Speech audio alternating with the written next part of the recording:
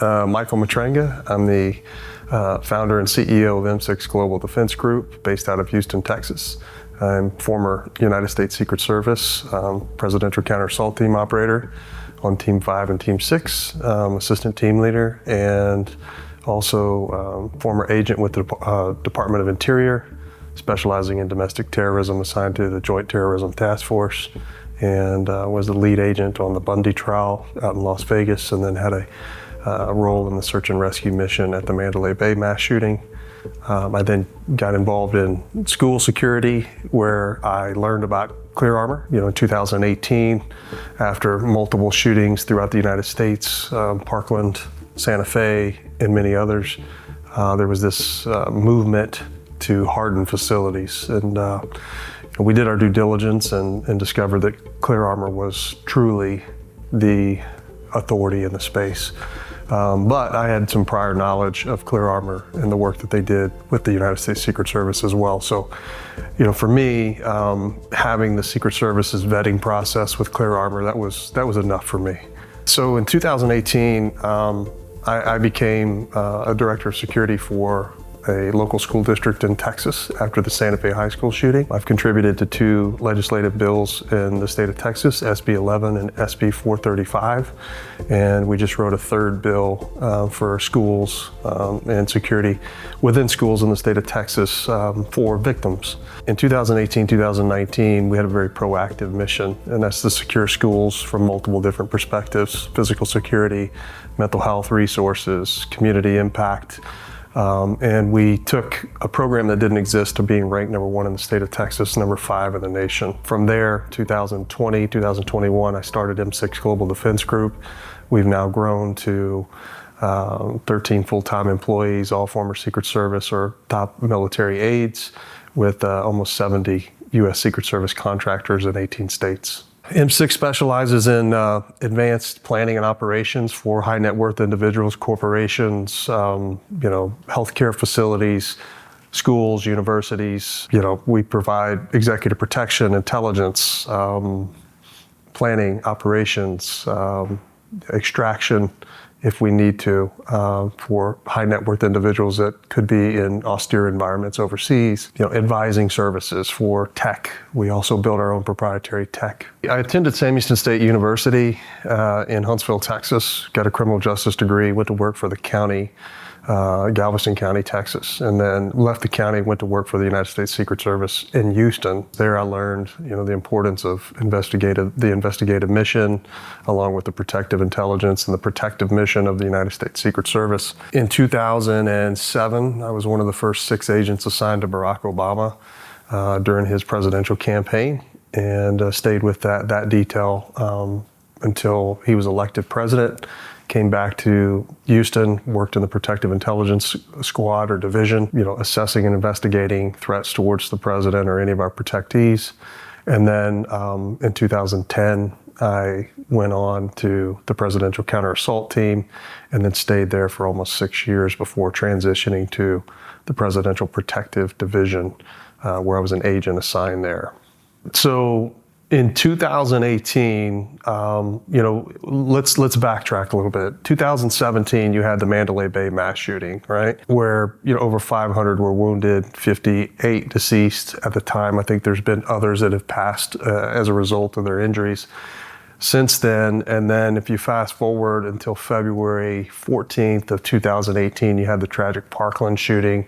And just a few short months later, you had the Santa Fe High School shooting, May 18th, 2018, which had an impact on me because it was in our county, the county that I grew up in. I had friends and family that were there in the school. And their kids attended. We had friends that were educators in the district. And so it had a tremendous impact on me. And, I can recall the day that happened. It happened on a Friday. I was working with Interior down on the Arizona-Mexico border, and we were working an operation down there for human trafficking and drug smuggling. And the Sunday that I headed back to Las Vegas, because I was assigned in Las Vegas, I was talking to my wife, and I told her that I had felt pretty comfortable with the career path that I had had and all the achievements that I'd had in my career path, and that I felt like that the United States needed a dynamic shift in strategy on how we protect our public places. Having been with the Secret Service for so long, I understood the National Threat Assessment Center's model, and they were stood up after Columbine in 1999. But the problem is that the National Threat Assessment Center was not widely known to local schools, and the methodology behind that of being proactive and preventative, hardening infrastructures, identifying behaviors, looking at digital leakage, and patterns of behaviors that lead to these chaotic situations where people want to take others' lives and then eventually take their own in most cases. I told my wife on that Sunday drive home, it's about a 6-hour drive, that if I ever had an opportunity to make an impact in that space, that I would leave the government and do that, because I felt like our schools are our most treasured prize, and that we needed to have that dynamic shift in proactiveness rather than reactiveness. The next day, I received a phone call from the school district that eventually hired me, asking me to consider moving back to my home county and leading that school security program, which I did. I truly feel that was a calling, from God to send me back there to kind of change the dynamic of how we view school security. But unfortunately, it hasn't slowed down the events that have occurred since 2018. We've seen multiple mass shootings, and chaotic events that, in my opinion, could be prevented. And I think that where people are making the biggest mistake is they're not understanding that we need to be looking at this from a holistic perspective. We can't solely just harden a facility. We can't solely just add additional mental health resources. We can't just add additional armed guards. All of those components have to come together, right? This is the way that we look at this, and Clear Armor falls into place here in that layered approach, right? From the physical security perspective, you have to have the physical security hardened approach using top quality products and services that they provide, along with the human element, right? Along with the technical element, along with the mental health resources. This is a holistic approach, and this is the way that we're going to stop this, or at least going to reduce it. I don't think we'll ever stop it. I am an optimist, but I'm not that optimistic. I know that things happen in people's lives that cause them to do very unusual things outside of what they should, right? But yeah, getting back to why I jumped into this, I can recall in 2013, I believe. I apologize if I'm wrong, but I remember sitting at the White House with my team and watching the Parkland shooting unfold as we're sitting in the band room, which that's where the counter assault team ready room was. And I remember telling my friend Ryan and becoming very frustrated watching this unfold and saying that education and corporations and municipalities, state governments needed to take the methodologies of the Secret Service and apply them proactively. And that I felt like we could do a better job at getting out ahead of these things before they become a tragedy. And I told them then, this was prior to Parkland and Santa Fe, that if I had an opportunity to make a change in K-12 or education or corporations using our methodologies of proactiveness, I would. And he reminds me all the time of that conversation that we had, back then, is that we were watching Parkland unfold. I said that I would leave and I would go do something that would have a greater impact, and I did. And to come around full circle, I remember watching a young blonde-headed mother on the television crying. Her daughter was obviously murdered. Her name was Michelle Gay. And we have actually become very close friends and business partners. And so you talk about a full circle moment. It's pretty impactful. But, here's the thing. I host a podcast, and we haven't shot in a while, but it was called Secure Ed initially. And then we changed it to Secured. because what we realize is that violence doesn't know any place or time or race or sexual orientation. It just happens, right? Things in places that we used to think were off limits from a moral perspective, schools, churches, places where people used to be able to seek some peace in knowing that they were safe, are no longer safe for multiple reasons. In one of my podcast episodes, I put out a challenge to, this was probably 2 or 3 years ago when everyone was talking about, ballistic film and all of these things, making promises that they couldn't keep. I recall putting out a challenge on that Secured podcast to anybody in this space that wanted to come to Texas, install on site, and then let me shoot their product so that it could be articulated as unbiased. And I called out Clear Armor, I called out a couple others, no need to say their names. Dave Trudeau was the very first one to respond and say, I'll do it. Tell me when, tell me where, tell me how you want it, and I promise you, we will deliver on what we say we're going to do. There were several others in the space that say that they compete with Clear Armor. Clearly they don't. Their response was, I would advise you not to do that or to seek legal counsel. The question would be why, right? And so what I'll tell you is that from an M6 Global Defense perspective, we only recommend top tier, top quality products and services with people that have a strong moral compass and that they deliver on what they say they're going to deliver. And Clear Armor is that.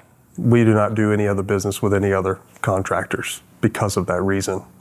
Some things I can't share, but I'd heard of them before. For example, when you're doing a site advance, whether it be counter assault team or you're a site advance agent for what we call an RON, which is a reside overnight or even a site. We have a technical security division within the Secret Service that vets products and services.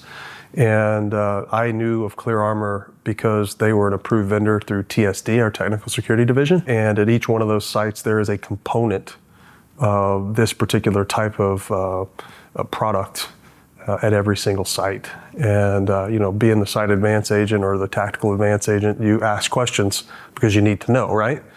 And so that's how I first knew of Clear Armor.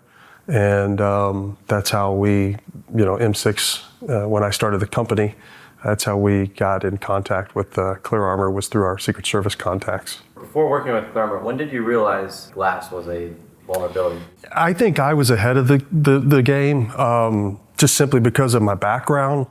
In 2018, 2019, the things that are now best practice, a lot of people thought I was crazy. They thought I was taking it too far. Now looking back, I think they realized, maybe Mike was just ahead of his time, right? And that's okay, right? I'll take that. I think that the one that sticks out to me the most, and I think it's the most clear-cut articulation of why you need to reinforce your glass, is the Covenant Christian shooting. Audrey Hale was the shooter, very deranged individual, tremendous background in psychological or illnesses, mental health illnesses, planned, organized, and carried out that attack and used the glass as a means to penetrate by shooting through it. I think that that's the one that, for me, solidifies why.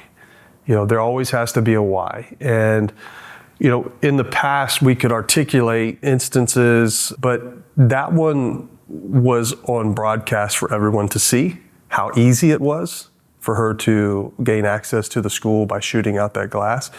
And I think most people now understand it because it was shown, the clip was shown of her breaching the glass by just simply shooting through it. So I think that's the one. If I had to pinpoint one where I think there was a dynamic shift where it's easier to articulate the need, I think it was that one. But I also think if you look back in 2018, 19, when we passed SB 11, those were some of the recommendations that I had for the state of Texas was that, and it's now mandate that every entry door and every side light entry adjacent to, based upon a certain proximity to the door, must be reinforced. Those were things that were passed in 2019, 2021 legislative efforts. So I think Texas, from a legislative standpoint, was ahead of their time, ahead of most of the states, because they had individuals like myself consulting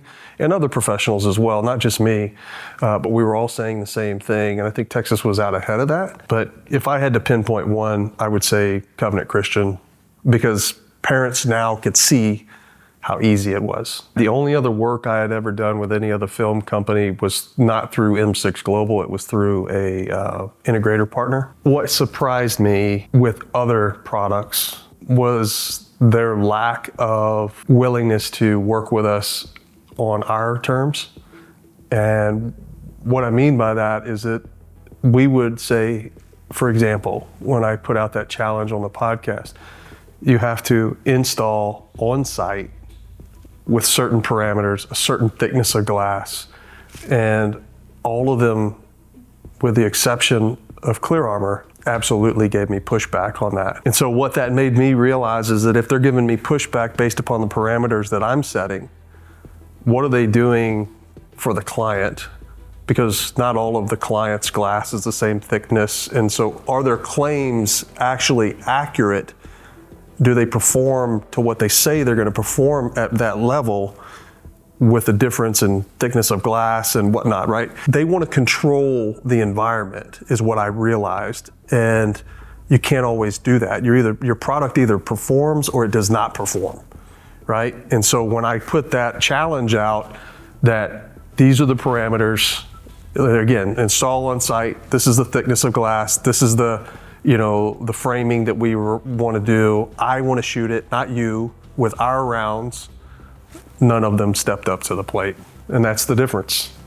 That is absolutely the difference. Well, that's what I said is I shoot my gun, I shoot my ammo on this thickness of glass with this frame, this thickness of film or whatever product you use.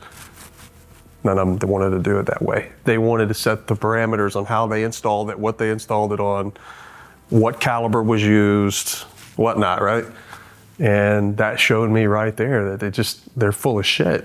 And that's the problem, man, is for example, the issue I have also with how these things work is you have these companies that are coming into legislative sessions and they're meeting with very uninformed politicians who are buying into the bullshit, right? They're buying into the empty promises because they don't know what to ask. And, for example, the state of Texas, I sat down with multiple people on that Senate committee and said, you need to have something thicker than an 8mm. 8mm is the bare minimum. I can take a river rock and throw it through that. So what are we doing? You're spending a lot of money and not getting a whole lot in return, right? How safe are our schools? Just because you put an 8mm film on there doesn't mean that it's going to perform to the standard in which you need them to or need it to.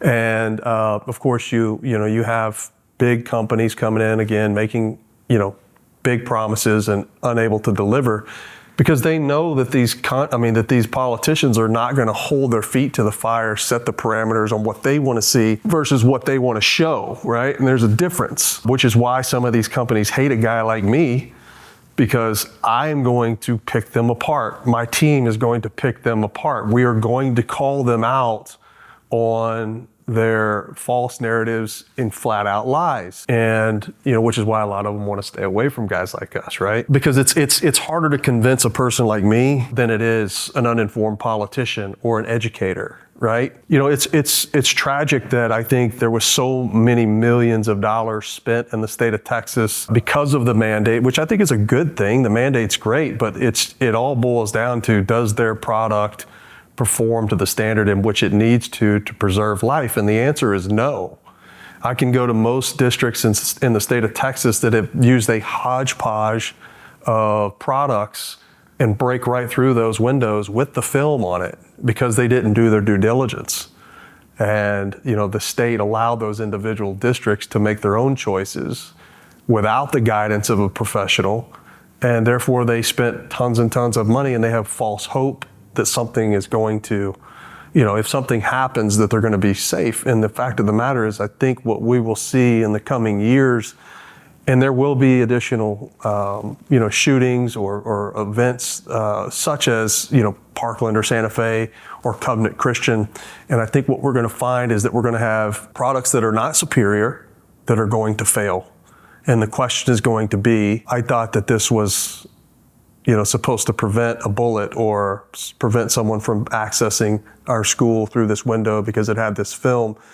And then they're going to seek some type of legal action, and more than likely these fly-by-night companies who were opportunists are going to be gone. There's going to be nothing to sue. There's going to be no damages to be had because they came in, they made their money, and it's because the state set the bar and set the standard so low that it allowed for opportunistic people to come in with the wrong intentions. I'm very passionate. I'm going to tell you exactly how I feel too. And, in the past, it's been good and it's been bad. In fact, I remember the very first day I was on the job at Texas City ISD. I had just moved back from Las Vegas. My family wasn't even here yet. June 11th, 2018, just a few short weeks after the Santa Fe shooting. I remember walking into the Senate chamber, and I'm a faithful guy, and I remember praying to myself or talking to God and asking God to direct my words. And I remember telling myself that America deserves better. They need someone who's going to be a guardian of the educators. My wife's an educator, and of the students who deserve to be educated in a safe place. And so I could go in here and I could tell these politicians what they want to hear, or I can tell them what they need to hear, because nobody's ever had the balls to do that, right? And I'm not that guy. And so I leaned on God. God told me to tell them what they needed to hear, not what I thought they wanted. And, it was a gamble, but I was asked to come back at least a dozen times and then co-contribute to the bills being written. Did I get everything in the bills that I wanted? Absolutely not, because politics came and played a part in that, right?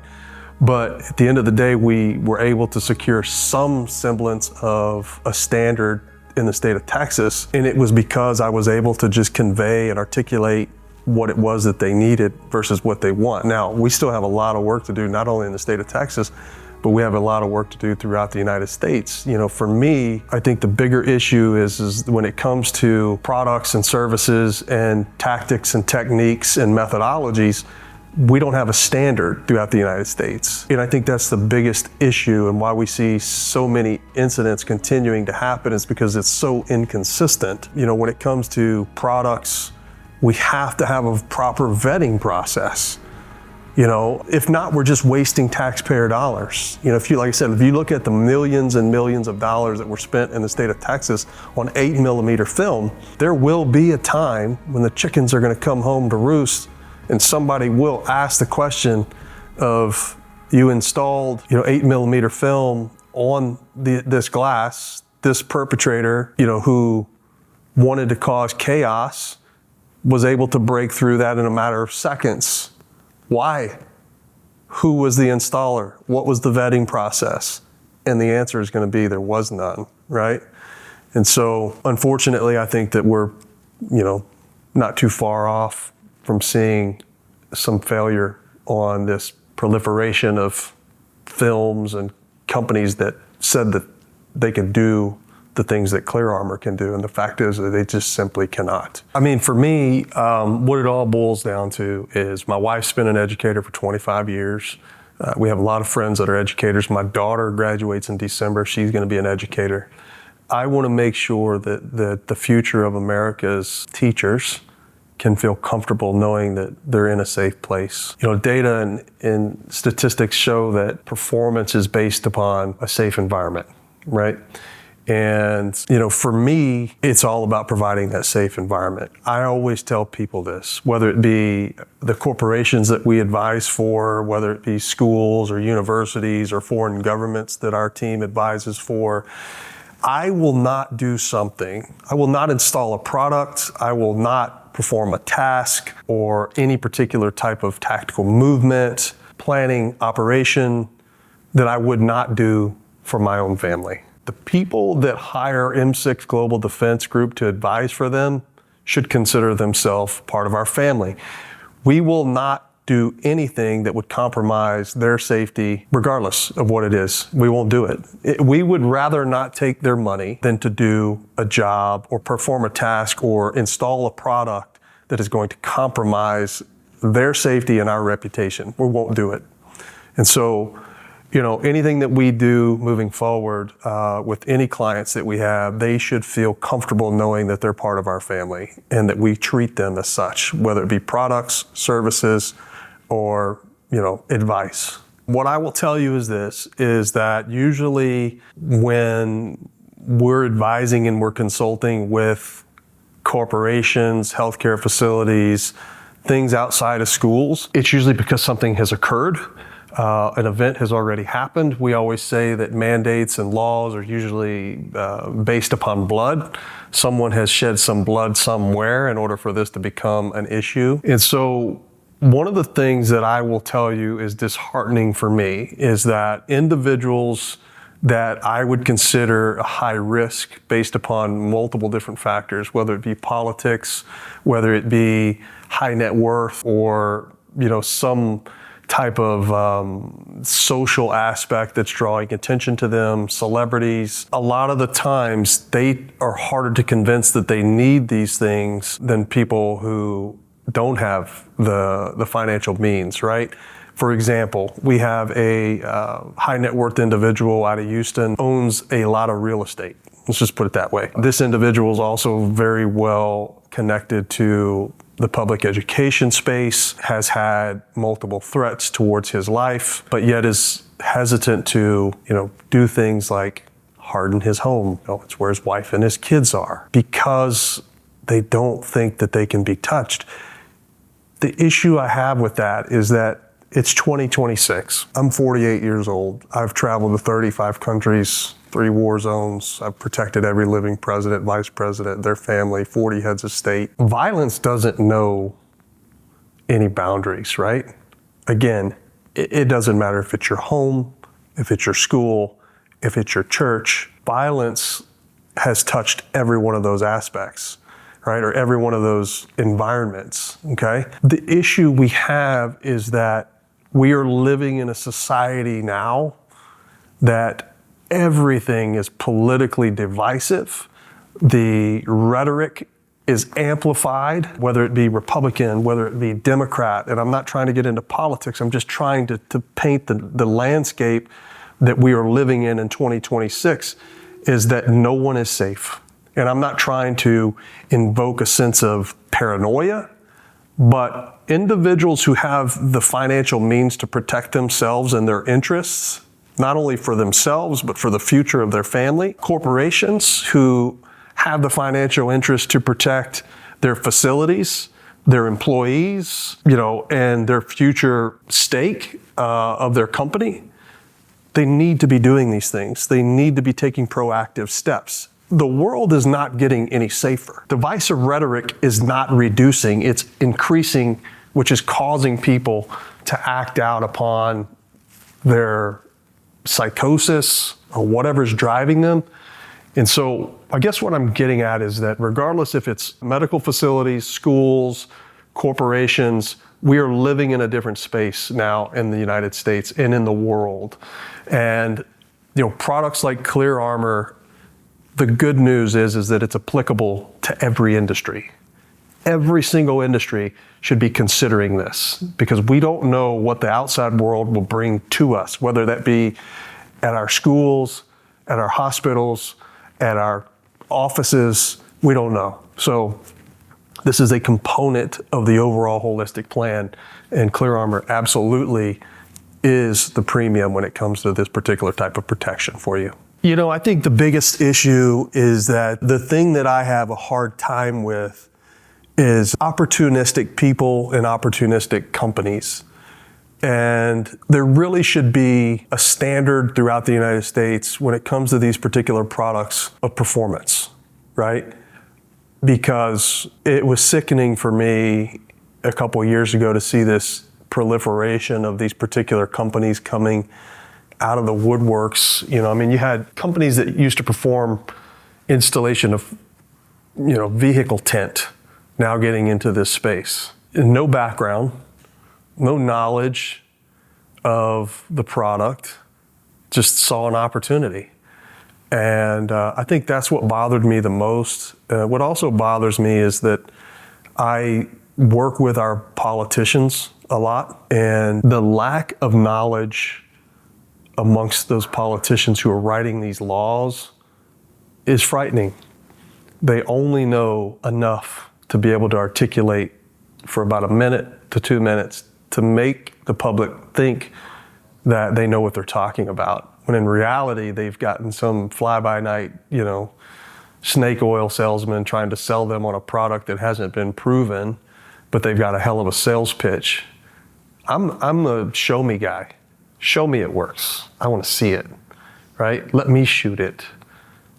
These people don't do that. They do just enough to keep the people satisfied, keep the the constituents satisfied. And I think that's what bothers me the most, is that without getting into politics, we really need to reconsider who we're electing and what their knowledge base is. Not only their knowledge base, but how far are they willing to go to ensure that the things that they say, whether it be a product that they're mandating in a school or a law that they're putting in place to prevent something else from happening, how far are they willing to go to actually make sure that what they're doing works? And it's like, I testified before the Senate multiple times, and I sat there and I got chastised by multiple people because of their political affiliations. When I started talking about what we're doing in K-12 and throughout the United States is we're just doing enough to say that we did something. Instead of investing billions and billions of dollars into adding additional armed law enforcement officers on a campus or a university or a corporate setting, what are we doing to prevent or to identify the people that want to cause the harm in the first place? Because we all know that whether it be through digital leakage or spoken word, these people don't decide one day to wake up and just cause harm. They don't decide to wake up and I'm going to murder, 58 people at a concert, or 10 individuals at a school and wound 13 additional in Santa Fe. These things happen over a period of time. There's a progressive pattern of behavior. We need to start investing in that in conjunction with the other components. There is no one thing that is going to prevent this level of violence. It is a combination of a lot of things, and it usually starts with mental health and identification of those behaviors, and then intervening in those behaviors, getting that person off the pathway to violence, and then having, God forbid, you miss that behavioral pattern and the individual's able to conduct that level of violence on whether it be a corporation or a school or wherever. That's where you have the proper vetting of the products like Clear Armor in, having established that baseline standard. And when I mean baseline, I don't mean the lowest level. 8mm film, it bothers me that was the standard, and that's what most people went with in Texas. And I think when the next shooting happens in the state of Texas, and it involves glass, people will realize that they were bamboozled. And it's a shame, because all those taxpayer dollars are now gone, and somebody's gonna have to answer to why. And I'll be the first one there reminding our Senate, I told you so. It's not enough. You have to properly vet who it is, what the product is, and what its capabilities are. I'll be the first one to remind them that they made a mistake.